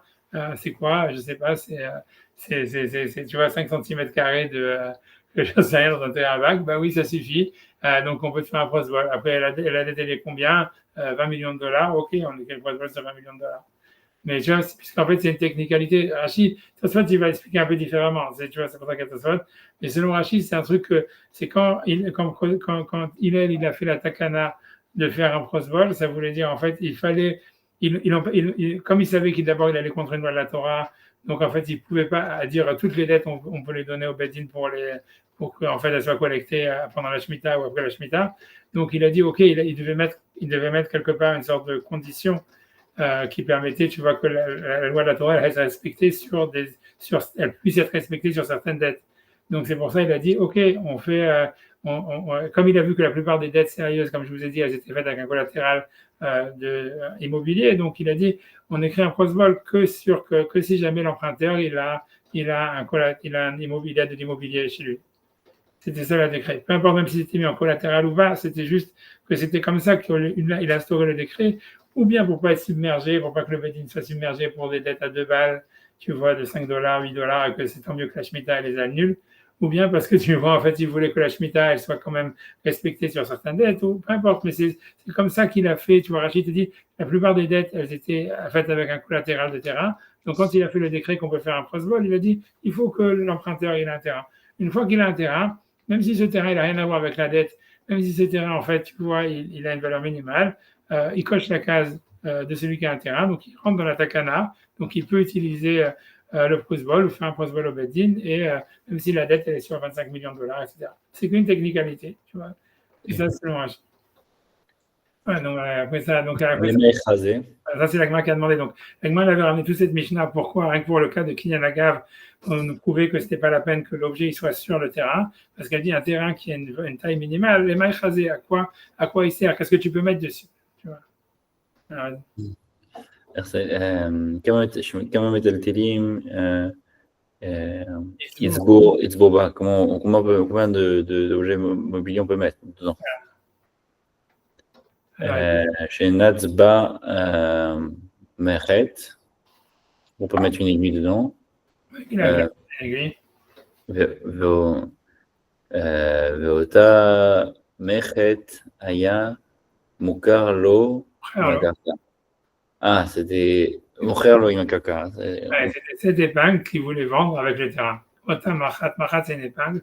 Ota Machat Aya Mocher, il va vendre Imakarka avec le terrain. Donc il dit voilà, c'est Rav Yosef, je sais comment il s'appelle celui qui a dit ça, c'est Rav Shmuel Bar Bisna. Il dit voilà, il dit c'est ça le cas de la Mishnah, c'est pas une preuve. Et sur ça, Rav Yosef, il lui a répondu Kabastan, donc ça veut dire tu m'as dégoûté, si Artani. Ça veut dire le fait de donner une réponse tellement débile, ça me dégoûte. Tu m'as déçu, non? C'est ça. C'est bon, lui, il dit si Artani, il a voulu être gentil, il dit si Artani, ça veut dire ça me fait du mal, c'est-à-dire tu m'as fait du mal. Ça tu m'as fait du mal à dire une connerie comme ça, tu vois. Mais la traduction, les autres qui me parlent, qui m'a dit, c'est tu m'as dégoûté, en fait. Alors, mais il élabore quand même, il dit pas simplement ça, il dit Ichpal Tana, ça veut dire est-ce que le Tana, il a. Ichpal, c'est Tachan Kebel, est-ce que l'auteur de la Mishnah, il a eu besoin de répéter, ça veut dire de mentionner dans une Mishnah, tu veux donc, je veux dire, Outsar Tana, hein? Il est trop rare. J'ai dit le mot d'après. Non, c'est pas Outsar? Ah, Outsar Tana, l'Itroar. Il a besoin, il y a Outsar Tana. Ah, l'Itroar, ah, ok, et de se donner du mal. Les Hashmia qui est né Martin. Il a besoin de donner mal pour enseigner, c'est ça? Voilà. Et l'enseignement les acquisitions des aiguilles. Ouais, des aiguilles, voilà. Outsar Tana, c'est parce que le Tana, il avait besoin de se fatiguer pour nous expliquer comment vendre une épingle en disant voilà, alors que a priori c'est facile à vendre, tu vois, et à part ça, tu vois, ça valait rien, et voilà, quelqu'un il va vendre une épingle avec un terrain, tu vois, c'est-à-dire c'est pas qu'on dit que chez vous. Voilà, on fait un fini, là, Rachi, vous voulez faire un peu de spot, on fait un petit peu. Voilà. Alors là, donc, Karka Kolchevou. Donc là, donc le Tosfot de Karka Kolchevou, il revient sur l'histoire de la PA. Donc, en fait, il va ramener un Talmud Yerushalmi qui pose une question très simple. Ça veut dire, parce que tu vois, c'est donc maintenant, tu vois, c'est pas de ça compliqué, bon, Hachem, j'espère. En tout cas, ça veut dire que Karka Kolchevou, donc, l'idée, c'est comme ça. Un terrain, il fait presque rien. Donc, a priori, Karka Kolchevou, ça veut dire, en fait, qu'est-ce que tu peux planter sur un terrain, puisqu'on te parle d'un truc que tu peux mettre une aiguille dedans, a priori, de la Gemara. Donc la Gemara dit, donc, ça veut dire, donc, comment tu vas donner la PA? Ça veut dire un coin d'un terrain où, tu vois, tu peux mettre une aiguille. Tu vas donner d'un point. Voilà, donc c'est pour ça. Donc d'abord, donc Rashi, il va citer le Yerushalmi.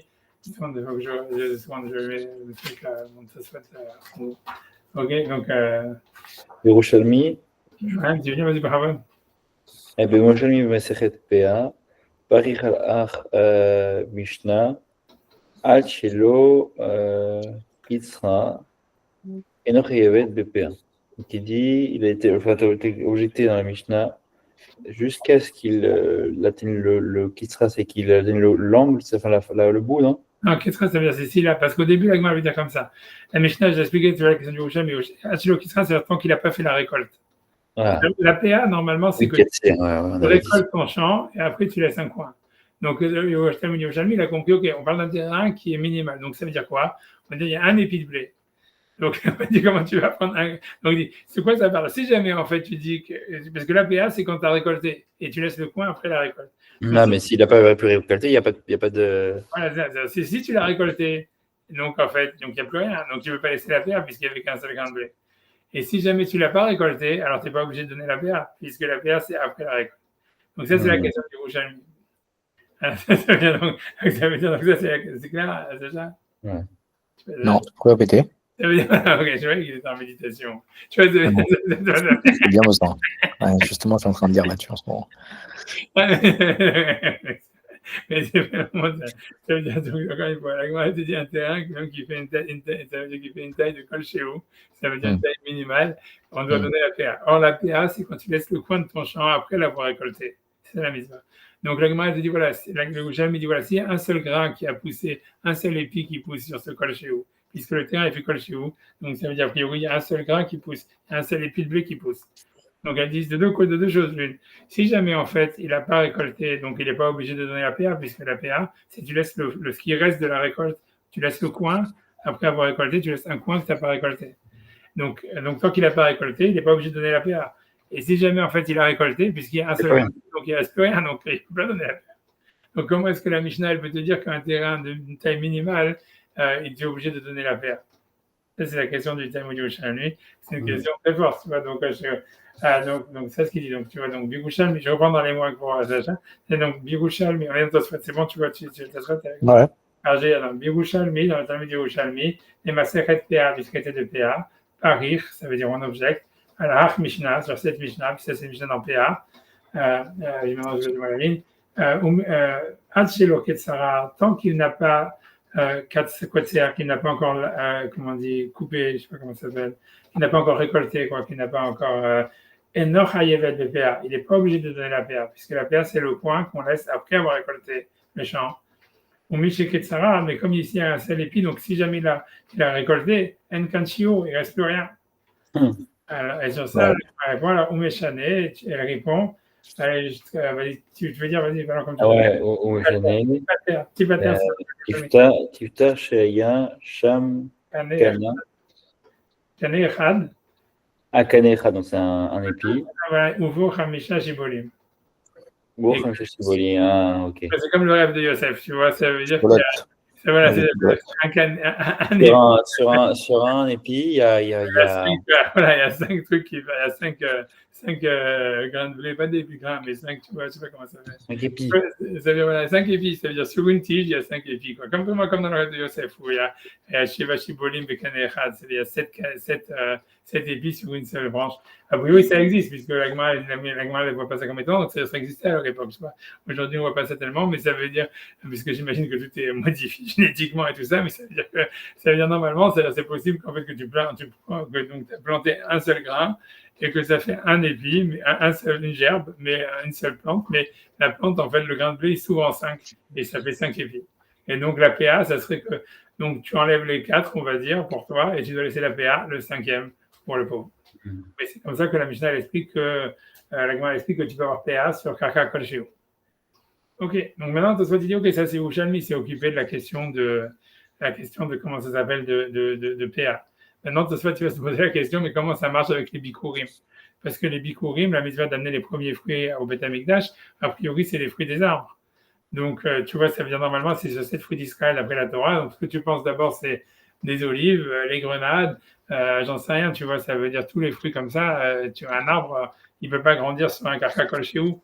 Ça veut dire un arbre, il a besoin d'au moins plusieurs mètres, tu vois, pour. Tu vois, donc en fait, c'est quoi donc c'est pour ça que tu vas être obligé de dire. Donc voilà. Donc. Mais Dadek, c'est comme les Dadek, c'est comme les Dayek. Non, d'abord, il dit comme ça. Ok, d'abord, j'ai juste ça. Lui, ce qui veut dire, c'est Midé d'Achik le Marken. Parce que qu'est-ce que Tosfot il veut ici d'abord? Je vais expliquer en fait pourquoi. Qu'est-ce que Tosfot ce qu'il dit là, en sinon les Yerushalmi veut faire une introduction. Ça veut dire, mais je traduis d'abord la phrase. Je veux dire, Midé d'Achik. Ah, Midé c'est quoi? C'est Dorax? Ouais, ça veut dire du fait que le Talmud de Jérusalem, il s'est forcé, ça veut dire, parce que c'est une explication. Contentionné, quoi.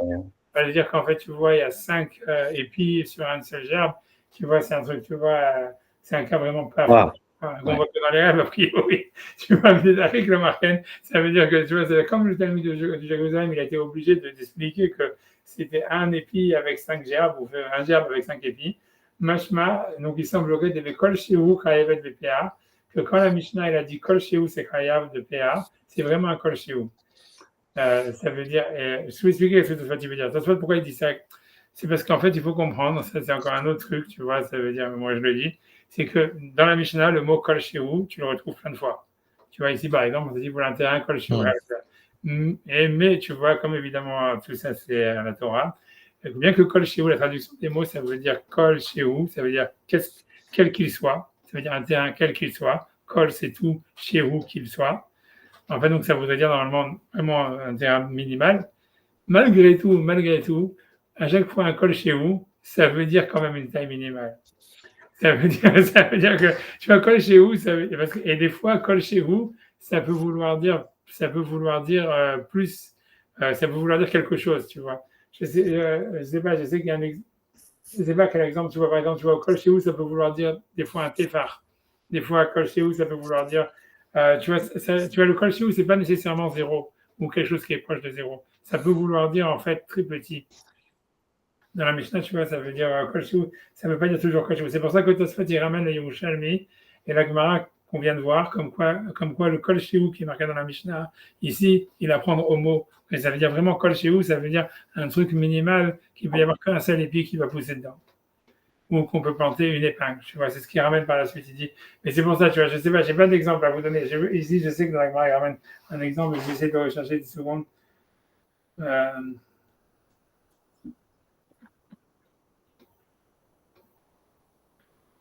Ouais, ça veut dire, par exemple, la Gemara dit que, eux, ils ont donné l'exemple que si jamais un four, pour qu'il puisse recevoir l'impureté, il y a marqué un tanour kol shehu qui a commencé, qui est kol shehu. Il peut recevoir l'impureté. Là-bas, la Gemara dit, c'est quoi kol shehu? C'est un téphar. C'est un exemple qu'ils ont donné là-bas. Mais ce que je veux dire, c'est que dans la Mishnah, plein de fois, et ça, c'est un truc super compliqué dans la Lacha, que le mot kol shehu, on ne sait pas très clair qu'est-ce que ça veut dire, quel qu'il soit. Des fois, ça ne veut pas dire vraiment minime. Ça peut vouloir dire une petite taille. Et Tosfot, il prouve du Yerushalmi et de la Gemara chez nous qui va parler des aiguilles, qu'en fait, quand la Mishnah a dit kol shehu, ici, ça veut dire vraiment kol shehu. Ça veut dire vraiment presque rien. C'est pour ça que nous avons dit là. C'est ça ce qu'il veut dire ici en disant, c'est pour ça que dans les mots, il dit mashma de kol shehu chayavet vpa, ça veut dire, il semblerait que kol shehu c'est chayavet vpa. Tu me dis, mais c'est ce qui est marqué dans la Mishnah. Non, Tosfot, il veut dire, et le kol shehu qui est marqué dans la Mishnah, il apprend au mot. Il n'est pas, si tu veux, c'est pas. Je vais arrêter bientôt parce que je vois que vous êtes en train de vraiment commenter les deux, mais. C'est un mot. C'est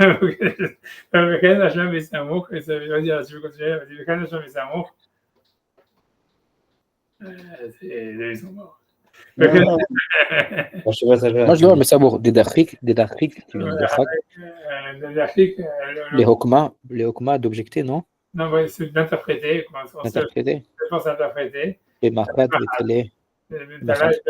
dans une épingle, c'était là-bas. un cagnotte qu'il a mis dessus des diamants.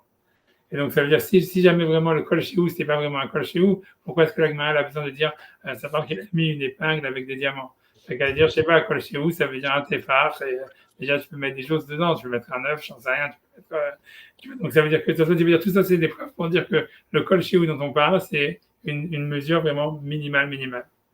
Et donc, tout ça, c'est une introduction pour poser sa question, c'est d'abord, mais comment est-ce qu'on peut faire pousser quelque chose et amener des bikurim d'un terrain qui a une taille minimale. Donc, c'est ça ce qu'il veut dire. Donc il va dire, voilà, et donc il dit, les deux, au Perek Lo Yarkor, je continue. Et donc, dans le Perek Lo Yarkor, on aura Batra. Mokela Bechita. La Gemara, finalement, elle va poser la question elle-même.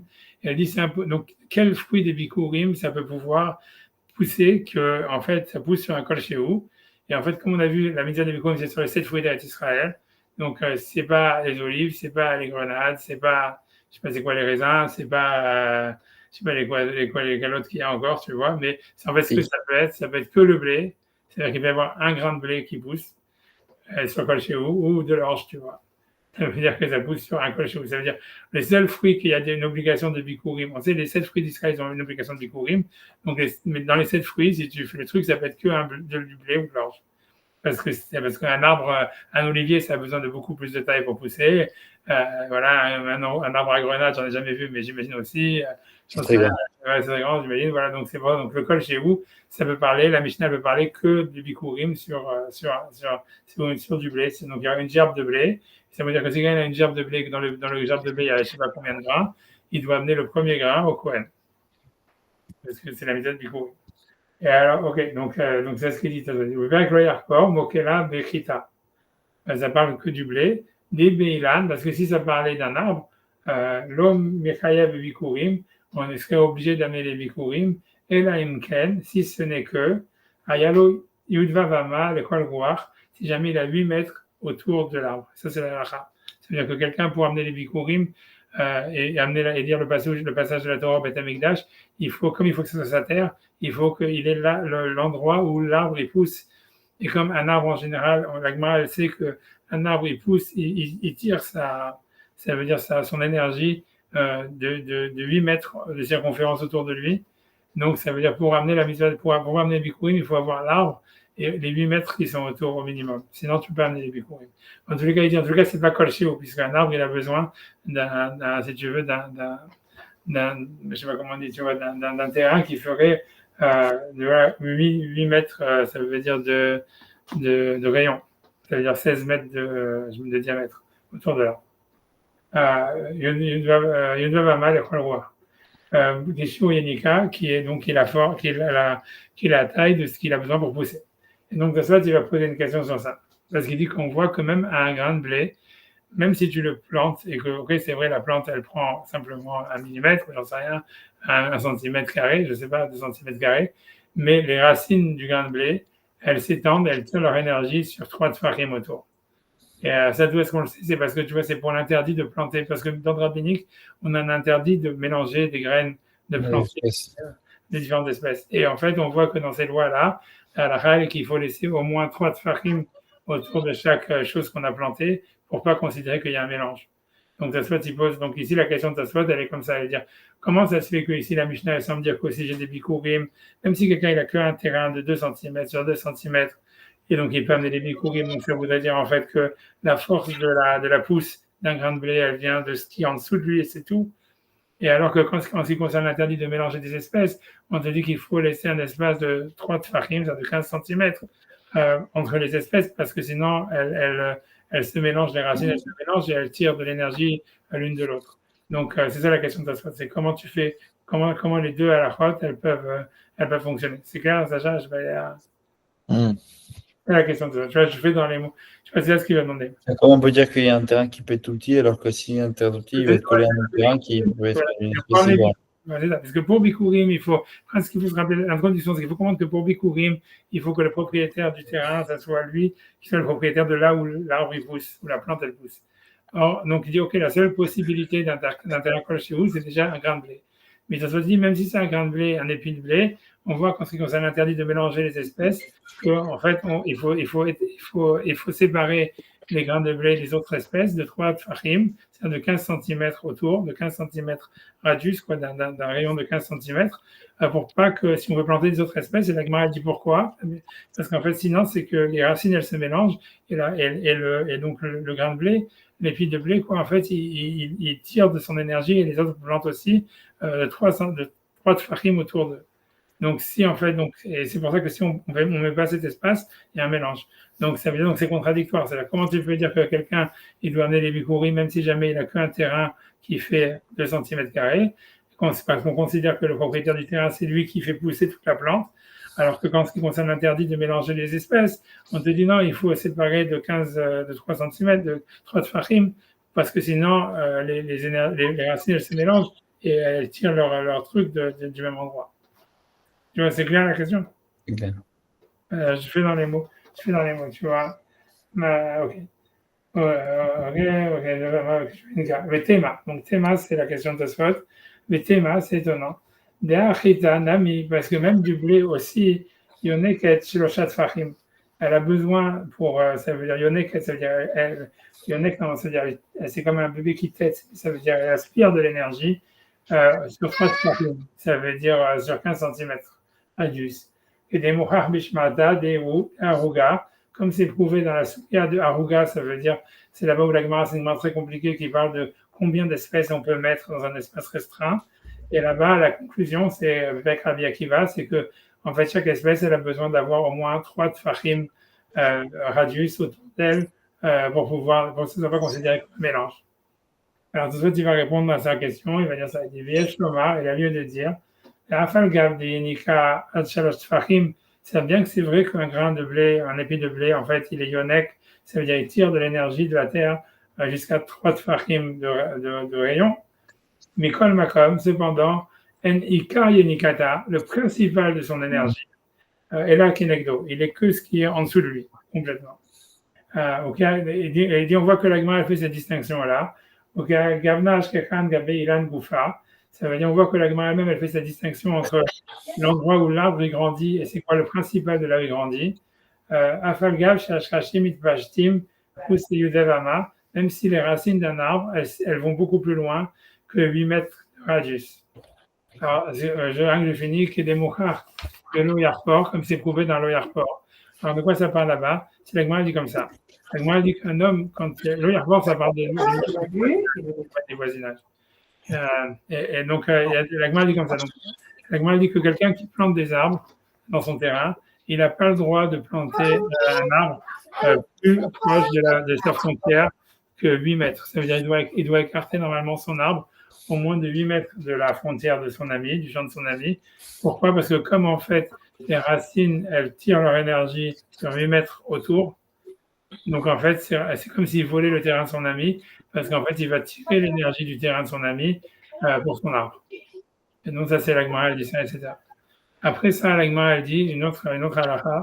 Ça, c'est une Mishnah, etc. Donc ça, c'est la halakha, que quelqu'un qui plante des arbres. Si les arbres étaient déjà avant que tu achètes le terrain, c'est une autre histoire. Mais si jamais quelqu'un il plante des arbres, il faut que lui-même, il faut qu'il éloigne de 8 mètres. Si c'est des arbres fruitiers, je sais pas si c'est aujourd'hui, bon, bref, c'est pas pour aujourd'hui, quoi. Je sais pas les arbres de sapin qu'on mange aujourd'hui, tout ça. Ça parle des arbres fruitiers qu'on fait. Bref, ça, c'est une halakha. Deuxième halakha, la Mishnah, elle dit, si jamais un des voisins, il a déjà un puits qui a été creusé dans son terrain. Alors, quelqu'un, ça veut dire quelqu'un qui veut planter des arbres à côté de quelqu'un qui a un puits, il doit éloigner, je crois, de 12 mètres ou 13 mètres. La Gemara dit pourquoi? Elle dit parce qu'en fait, quand quelqu'un il plante un arbre, je vais la prendre ça. Quand quelqu'un il plante un arbre, je vais finir la fini, tu vois. Oui, il faut y aller là.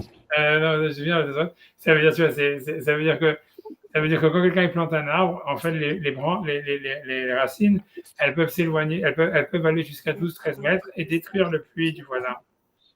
Et donc, tu vois, donc là, c'est deux halakhot qui sont marqués dans la Mishnah. Si quelqu'un il plante, halakha 1, c'est si quelqu'un il plante des arbres à côté de la frontière de son ami, il doit éloigner 8 mètres, parce que sinon c'est comme s'il volait le terrain de son voisin, parce que les arbres, les arbres, ils vont prendre l'énergie du terrain de son voisin, donc il doit éloigner 8 mètres. Deuxième halakha, si jamais le voisin il avait un puits à côté dans son terrain, il faut que le voisin il peut pas planter des arbres à moins de je crois 12 mètres ou 13 mètres du puits. Pourquoi? Parce que les racines, elles peuvent s'éloigner, jusqu'à elles peuvent aller et détruire le puits du voisin. Et la Gemara, elle pose la question, elle dit c'est contradictoire. D'un côté, tu dis en fait que les racines d'un arbre, elles vont jusqu'à 8 mètres autour, et après, pour le puits, tu dis non, mais elles vont jusqu'à 15 mètres ou 12 mètres. Alors, la Gemara, elle explique, c'est ce que la Gemara dit là-bas, elle dit non, elle dit non, les racines d'un arbre, elles peuvent aller très loin, beaucoup plus que 8 mètres. Mais en fait, l'énergie qu'elle puise, le principal de l'énergie qu'elle puise, c'est dans les 8 mètres qui sont autour. C'est pour ça que quand on parle de planter l'arbre, en fait, il suffit de l'éloigner de 8 mètres du voisin. Parce que c'est là où, parce que sinon, tu prends l'énergie du champ du voisin. Maintenant, quand il y a un puits, comme les racines, en fait, elles vont beaucoup plus loin, et que lui a déjà mis son puits, donc là, au niveau, les racines, elles vont casser. C'est pas le problème de prendre l'énergie du champ du voisin, c'est que les racines, elles vont rentrer dans le puits, elles peuvent casser le puits. Donc là, il faut s'éloigner plus. Il faut s'éloigner 12 ou 13 mètres. Et c'est pour ça que Tosfot, il apporte une preuve de ça, de la Gemara, pour dire qu'on voit que la Gemara fait une distinction entre les racines et le principal de l'énergie qui est puisée par la plante. Et donc, Tosfot, il veut dire que c'est la même chose qu'il faut appliquer par rapport au grain de blé. J'ai fini ma phrase, après j'arrête. Ça veut dire que, tu vois, ça veut dire que dans le grain de blé, ça veut dire le principal de l'énergie qui puise, c'est en dessous de lui. Mais par contre, ces racines, elles vont jusqu'à 3 tfachim autour. Et donc, en ce qui concerne le mélange des espèces, donc si jamais, en fait, on met moins de 3 tfachim, les racines, elles vont se mélanger, on va avoir un mélange des espèces. Et en ce qui concerne le fait de pouvoir amener les bikurim, c'est-à-dire d'être le propriétaire de la terre qui fait pousser le blé, il suffit d'être propriétaire simplement de l'endroit qui est sous le grain de blé. Et pas besoin d'avoir les 3 tfachim autour. Je sais pas si c'est clair, pas clair, c'est exact. Je pensais pas qu'il va faire cette déjà aujourd'hui, mais je pensais. On va refaire la semaine prochaine. Non, mais ça, on a fini, tu vois. On va repartir de là. Donc, parce que c'est ça le principal de l'endroit. Voilà, on a fini le premier Tosfot. Voilà, donc c'est bien. J'espère que c'est clair. Je peux vous que je summarise le Tosfot. Je vais essayer de le summariser quand même.